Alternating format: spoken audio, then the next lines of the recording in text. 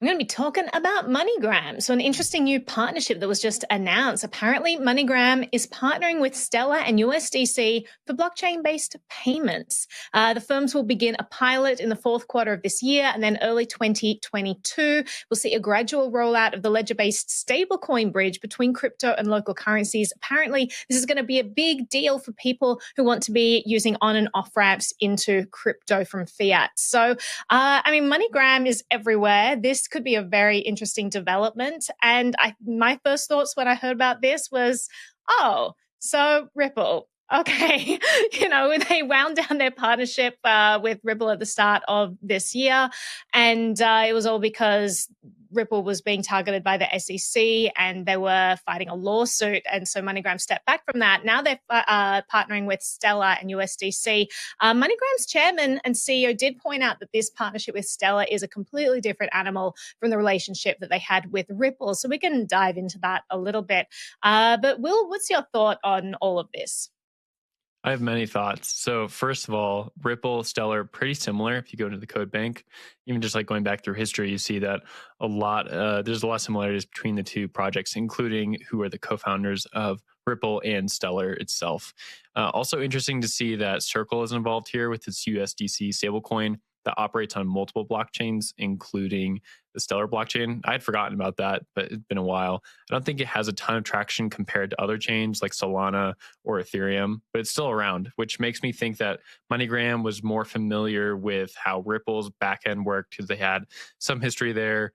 Switching to Stellar wasn't too complex, and also you need USDC as a stablecoin, which is a little bit easier to use than using some sort of native token like Ripple would have had with XRP or Stellar would have had with its token. So it makes sense to move money around in units of account that everyone else uses, like the dollar. So simple to see that. Overall, the whole project, it's interesting for them to move from Ripple to Stellar when I think we still have a lot of the same questions around Ripple and then these fintech projects kind of moving into this landscape that the SEC is cracking down on more and more. So just to kind of clarify my statement there, what I'm thinking is if Ripple is being prosecuted by the SEC or the SEC is looking into them, well, why doesn't that happen with other chains that have very similar concepts? So just curious to the decision making behind that whole process. Naomi, I'll throw it back to you. Well, yeah, just on that point, it is interesting. The SEC has subpoenaed USDC stablecoin issuer Circle, and MoneyGram is still forging ahead with this partnership. So that was interesting news. Again, they are slightly different situations, but I did think that if MoneyGram didn't want to be anywhere near something that's embroiled in one of these lawsuits, this is kind of an interesting move. But Jen, I'll throw it to you. Yeah, when I was reading this story, I thought about the story we covered a few weeks ago where we talked about MoneyGram losing money in El Salvador now that they're accepting Bitcoin as legal tender. I think it's going to be an interesting case when this product rolls out to see how that works in El Salvador versus Bitcoin uptake. But can you walk me through how MoneyGram's new product might work for someone living in El Salvador? Oh, gosh.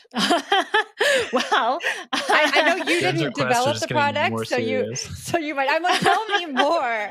Tell me more. I'm sorry, guys. I would presume that there would be a way for them to save money if they are using crypto on the back end rather than traditional financial infrastructure that tends to be more expensive for them to wield.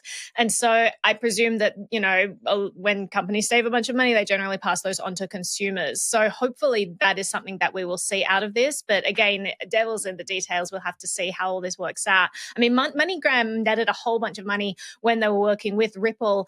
Basically, Ripple was paying them fees, and so MoneyGram was making money through that. I don't believe this is the same situation with Stellar, but I could be wrong there. But it is interesting that they were making money because they were actually being specifically giving money, not necessarily saving money with the original arrangement that they had. I wonder how things will change with this new arrangement and if that is going to help them save costs. But Zach, I saw your hand go up. It's interesting to see sort of the cross-border payments 2.0, right? You know, we had XRP, we had XLM. They were supposed to facilitate these transactions, and now we're seeing that evolve into stable coins performing that function, right? The network itself is running, and digital dollars are running across that network, as opposed to some native unit of account like a Stellar Lumen or something else. So it's interesting to see. I guess these sort of payment provider firms get a little more savvy and look to that aspect in terms of making blockchain-based payments fast and easy for their customer base, rather than asking them to hold a native cryptocurrency that may be a bit foreign to some of their users. So interesting to see stablecoins emerge in this context, and whether it's on Cello or Stellar or you name it. These networks are really getting curious. I mean, we talked about with Signal and MobileCoin, right? These MobileCoin itself is rolling out a stablecoin. So interesting to see stablecoins really pick up the slack here in the cross-border conversation. Yeah, and stable coins really do have a lot of regulatory scrutiny around them, because unlike decentralized cryptocurrencies, unless you have a purely decentralized stablecoin, a lot of these have counterparties. They have a stock of money that's backing up these coins that are being pegged to it. And so it does introduce a whole lot more, like a different class of risk than cryptocurrency that is decentralized presents. But sorry, Will, I cut you off there. No, totally. I think the one question I have is just like on the protocol level. Ethereum, Solana, these are smart contract-based platforms, which basically means that you can make any sort of application, think an app on your phone, and plug it onto a blockchain and have it run. And so a lot of people like to use these for financial applications, just because you want to have the settlement security that something like Ethereum or Solana would give. And my question for things like Ripple or things like here with Stellar is like, do they have the ability to settle in the same way? Like, do they have the smart contract abilities that something like Ethereum or Solana would have? And I don't know enough about these blockchains to say yes or no, but it's interesting that you see this huge world of Ethereum and Solana and other smart contract chains blowing up right now and doing really well. And they're choosing not to go with those chains. So that makes me wonder about the incentives.